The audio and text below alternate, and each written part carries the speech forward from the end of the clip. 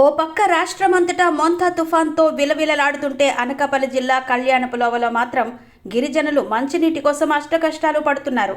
భారీ వర్షంలో కూడా చంటి పిల్లల్ని చంకనెత్తుకుని బిందెల్ని మోస్తూ గొడుగులు పట్టుకుని 1/2 కిలోమీటర్ దూరం కాలినడకన వెళ్లాల్సి వస్తోంది. ప్రభుత్వం వీరికి మంచినీటి సౌకర్యం కల్పిస్తే వీరి కష్టాలు తీరుతాయి.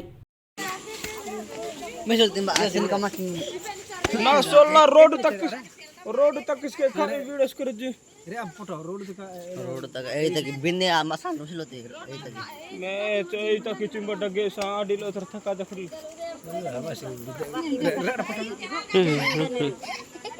फोटो वीडियो सरी కళ్యాణపులోవా మేము నీళ్ళకి వెళ్ళాలంటే 1/2 కిలోమీటర్ వెళ్ళాలి.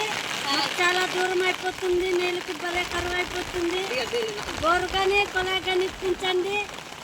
నీళ్ళకి వెళ్ళేటప్పుడు గుడుగు లేకపోతే బోరుకి వెళ్ళలేకపోతున్నాం.